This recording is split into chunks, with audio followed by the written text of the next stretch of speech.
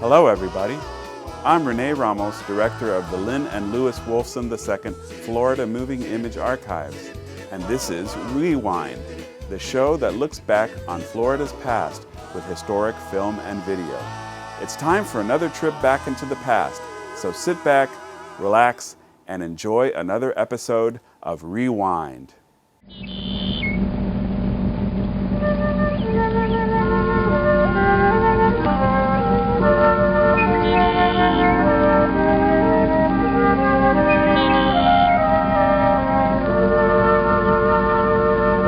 Here in the orange groves of Florida begins one of the most unusual stories of man's imagination and enterprise. The story of vision and invention that brings pure, fresh orange juice to the tables of the world started in 1947. But this round bit of sunshine we call an orange wasn't always here. It is known that oranges were being cultivated in China at least 200 years before Christ. Historians believed oranges were the golden apples of Greek mythology. Columbus brought the fruit from Spain to the New World on his second voyage of discovery. Later, the English planted oranges along the southern trade routes so that English sailors could include the beneficial citrus in their diet. Unknown at the time, it was the precious vitamin C content that helped to control scurvy, the sailor's sickness. From the tiny trees brought to America so long ago, have developed the abundance that today stretches to the horizon. Row upon row of carefully tended groves that flourish in this mild subtropic climate. Citrus in Florida is the state's major agricultural industry. Producing orange groves cover more than 480,000 acres.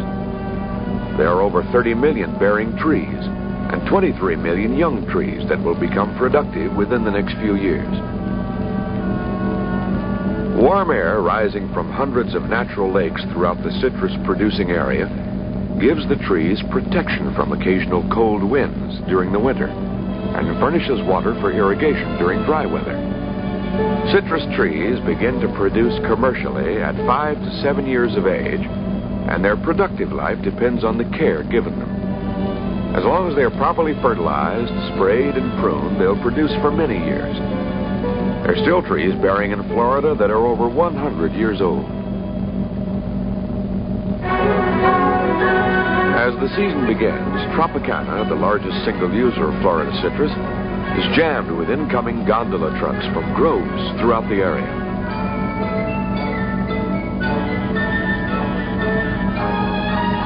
The fruit has been selected for quality and, of course, picked only when ripe. The arrival of each truckload marks the beginning of a continuous cycle of activity that carries this health-giving Florida juice to the tables of all America and to foreign lands as well.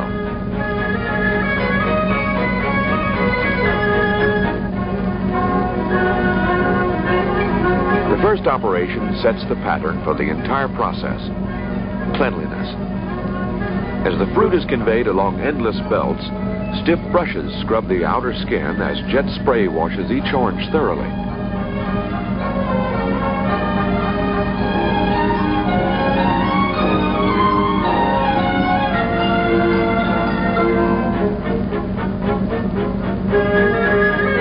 The fruit is lifted to a higher level on elevators.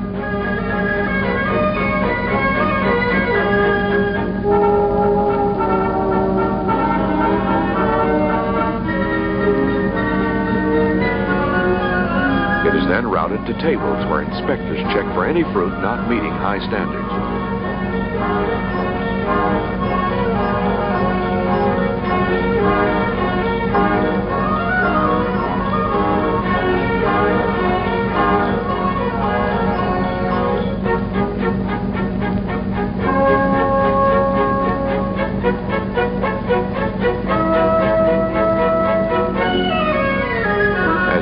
Are carried to the juice extractor, they are routed according to size to machines that will fit them exactly.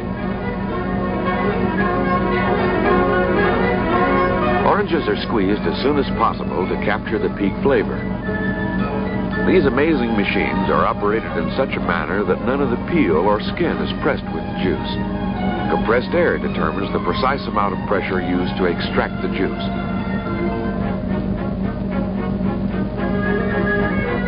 From the extracting machines, the juice is carried through stainless steel pipes to the chilling tanks. This instant chilling preserves the peak fresh flavor of the pure orange juice. The juice then goes into cold wall tanks for temporary storage before continuing on to the filling operation. Just prior to filling, the juice is pasteurized and immediately re-chilled to retain that ever-important flavor.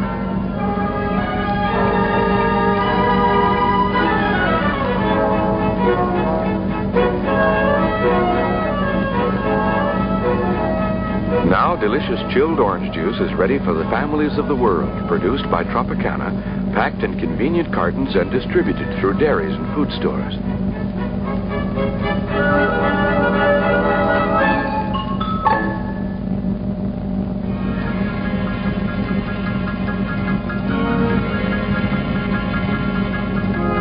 Tropicana has its own quality control laboratory operating around the clock, responsible for examining juice from every production line. This constant vigil guarantees that all products are of the finest quality and produced under strict sanitary conditions.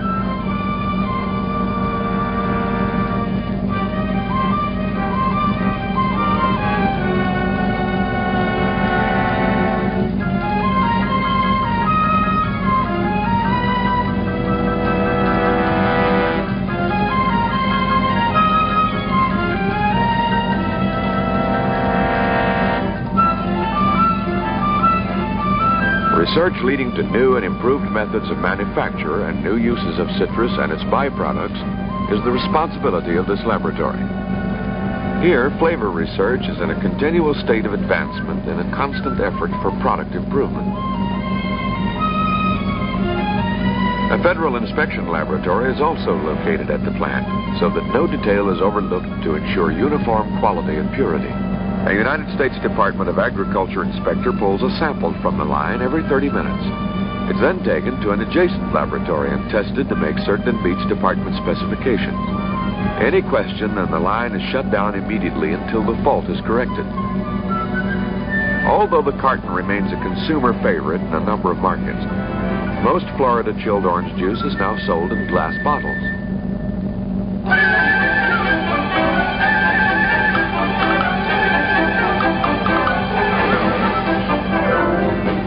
Tropicana is the only citrus processor operating its own glass manufacturing plant, one of the largest container glass furnaces in the world.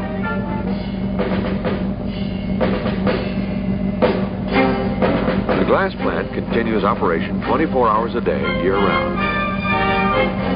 It provides a constant supply of bottles of the proper size, strength, and quality.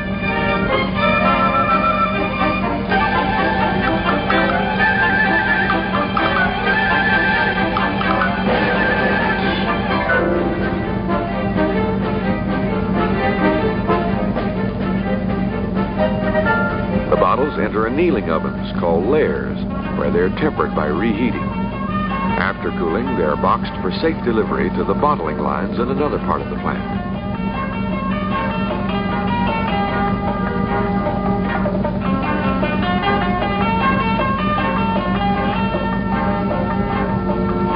Here, the pure orange juice is packaged under vacuum in a sterile bottle. Even the cap is sterilized. Tropicana originated the vacuum packing concept to greatly extend the shelf life of pure orange juice while retaining its fresh flavor.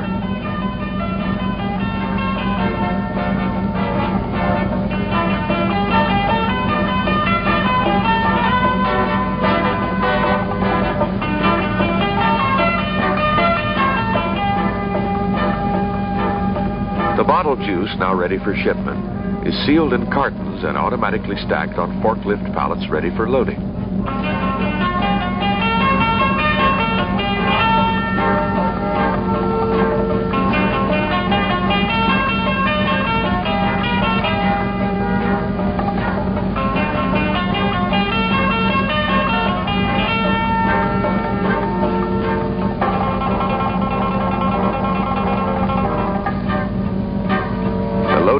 are arranged for the most efficient use of forklift trucks for freight car and truck operation. Modern rail transport serves the nation from Florida, and Tropicana's Great White Train, a mile of snow-white refrigerated cars, is the only regularly scheduled unit train in food industry history. It ensures fast and efficient delivery from Florida to northern markets.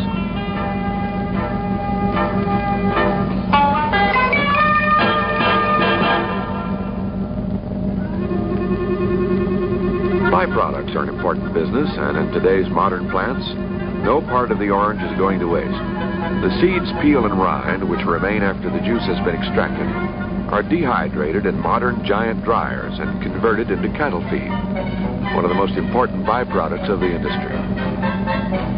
Cooked at temperatures designed to improve food value, flavor, and aroma, citrus pulp has been widely accepted and is used primarily by dairy herds because of its excellent milk-producing characteristics. Huge bulk storage warehouses make possible a year-round supply to customers, a very important service to dairymen.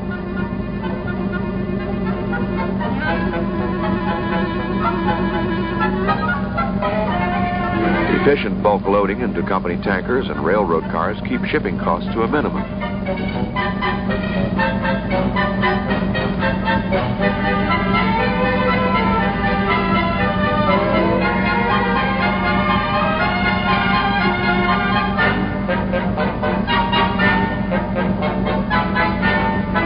Incidentally, air and water pollution have been practically eliminated at Tropicana. Evaporators, each 92 feet high, emit steam which instantly dissipates in the clear Florida air.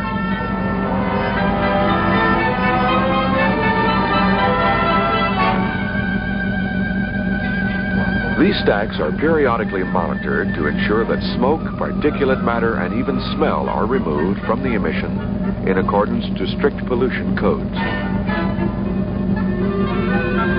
Extracted water is also purified in this section and recycled back into the system. The evolution of the orange juice industry has been phenomenal. In the early days, oranges were available only in their natural state. They were shipped in boxes to be sold in northern markets, then squeezed by hand for the flavorful juice. Canned orange juice made juice available on a year-round basis, but the flavor left something to be desired.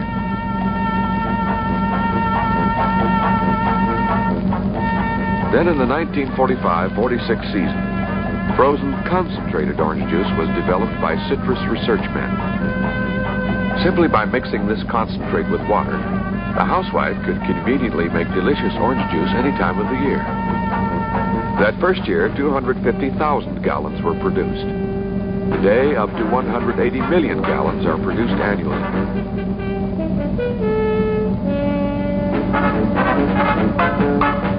By the 1970s, Tropicana had developed new plastic containers to package their concentrate.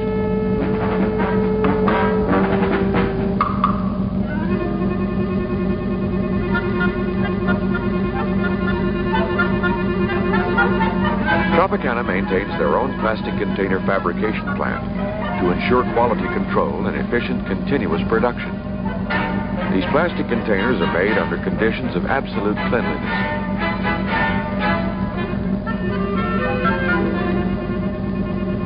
A unique plastic pure juice container was also marketed for individual servings. The chilled juice can be served directly from the unbreakable container and is ideal for schools, hospitals, and even aircraft, where storage is a problem and easy serving a necessity. In order to ensure proper packaging and sturdy shipping enclosures, Tropicana also has its own box factory. From giant rolls of paper, corrugated cardboard is fabricated at a dizzying rate. This cardboard is then cut, punched, folded, printed, stamped, and stacked automatically to provide containers for practically every Tropicana product. By controlling container manufacture, proper delivery schedules can be guaranteed with complete independence of outside sources.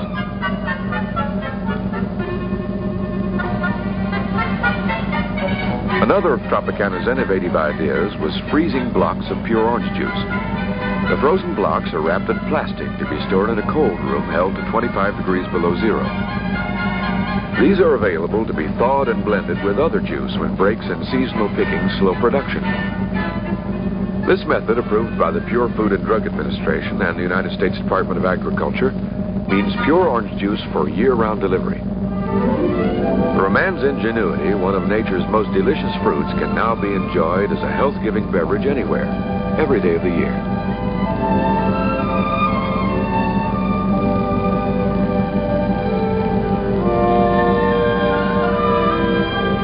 Florida sunshine and rich soil combine to create the world's greatest citrus industry. And now Florida orange juice is brought to the tables of the world in all its golden goodness. Truly, bottled sunshine.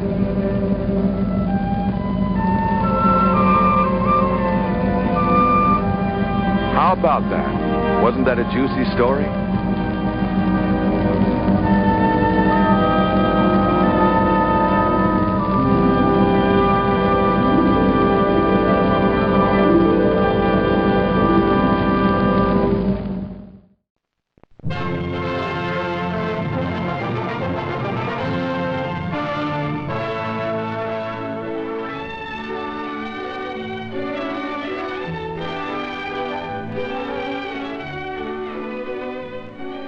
Florida, a renowned vacation land, provides a colorful panorama of modern outdoor life and many views of historic interest. Relics of Spanish rule abound in St. Augustine. The King's Treasury was erected in about 1600 and still contains the old original strong room. The slave market dates from 1824 and stands on the site of a Spanish market. The magic fountain. The Spaniards never found it, but modern Americans realize that any good spring water, plus Florida sunshine, can renew one's youth. Silver Springs is famed for its crystal clear water, and a glass-bottom boat enables the curious to see to the very bottom of the deep lake.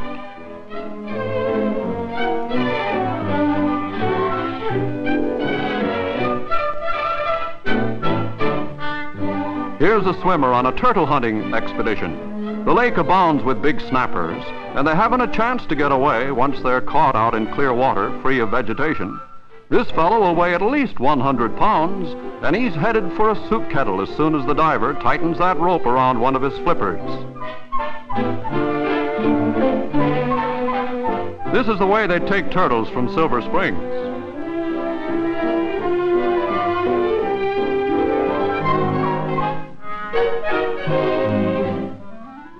South of St. Augustine is marine land, where visitors enjoy feeding the porpoises. These mammals of the deep, usually timid, seem to know they're safe here and almost stand on their tails for a choice morsel.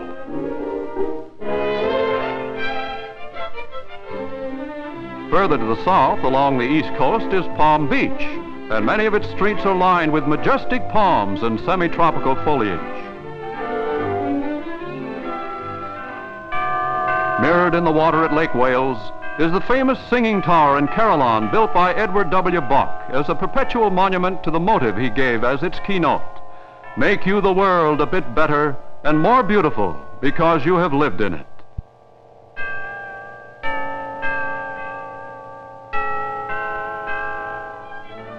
Nearby, in a tropical wonderland known as Cypress Gardens, with its weird jungle growth of trees and miles of winding waterways, a favorite spot for young daredevils who enjoy water tobogganing at 30 miles an hour behind a speedboat.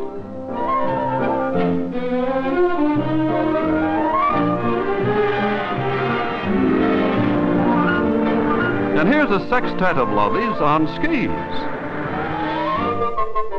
Flying south into the west, St. Petersburg appears on the shores of the Gulf of Mexico. In winter, the local newspaper is free when the sun fails to shine. Boats can be chartered for fishing, and out of the fish locker comes a sample of a morning's sport. The most interested onlooker is the ever-present pelican, who loves fish. He's wise, too. Never opens his big mouth unless there's something in it for him.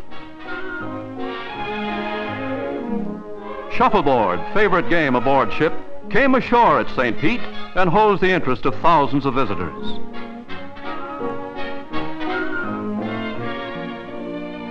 Throughout the entire peninsula, there's a real Florida holiday.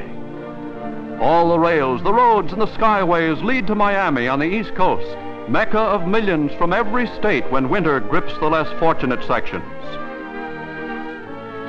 Its many wide boulevards indicate that Miami is a real metropolis with a wintertime housing shortage that brings out thousands of trailers, many of them parked in special camps where public utility services are available.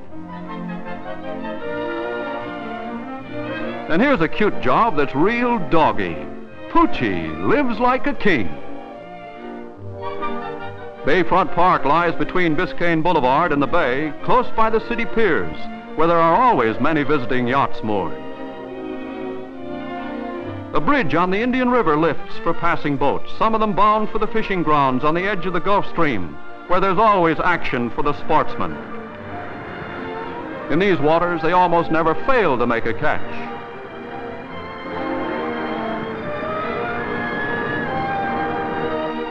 Biscayne Bay is a splendid harbor with easy access to the ocean and providing depths of water to accommodate the largest coastwise steamers. Of course, the chief attraction of a Florida holiday is the beaches, especially when snow and ice and earmuffs rule the frozen north. Hialeah Park, famous racetrack, is popular throughout the racing season. And one of the sights here is the huge flock of flamingos, originally brought to Florida from Cuba in Central America. They're lucky birds with such a beautiful park for a home, luckier than most of Hialeah's betting fraternity.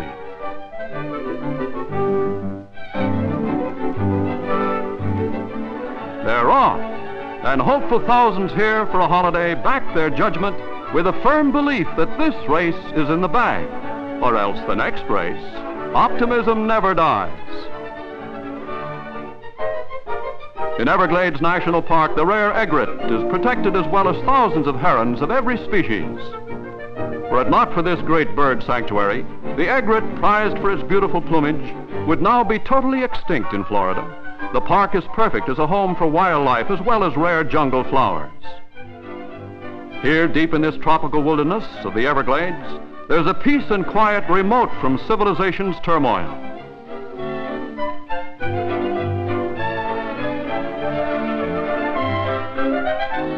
Deer are protected here also, and of course are plentiful, while high in the trees a monkey colony enjoys life.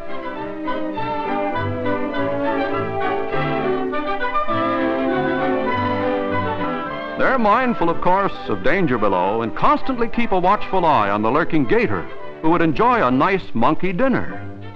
But no such luck. His mouth may be watering, but that's normal for an alligator.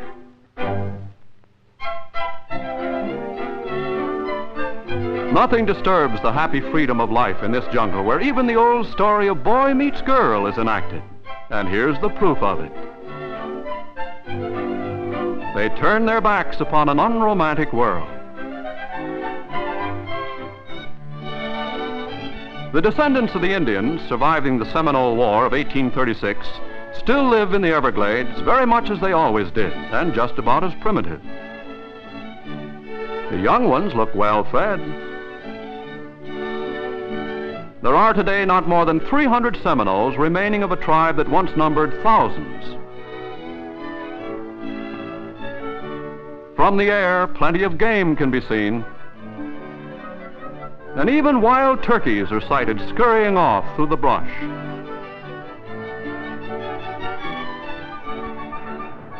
Every winter, the Miami to Nassau race is one of yachting's chief events. 184 miles across the Gulf Stream, they battle for honors, usually making the passage within 24 hours. Fast time for sailing yachts. For those who like the salt spray encrusting their faces and a lee rail awash, this is the life.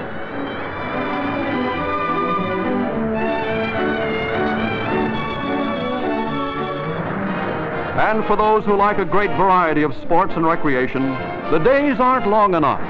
They take advantage of the night hours also to crowd every moment with fun and interest on a Florida holiday. That's about it for this edition of Rewind.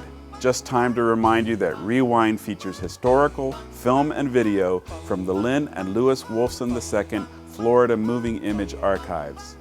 To see more from the Wolfson Archives collections, visit our website, wolfsonarchives.org. You can search the archives catalog and watch video online. And be sure to connect to our YouTube channel, where you will find hundreds of carefully curated clips, or link to the Wolfson Archives Facebook page to keep up with our busy calendar of historical happenings. Until next time, I'm Rene Ramos. Thanks for watching.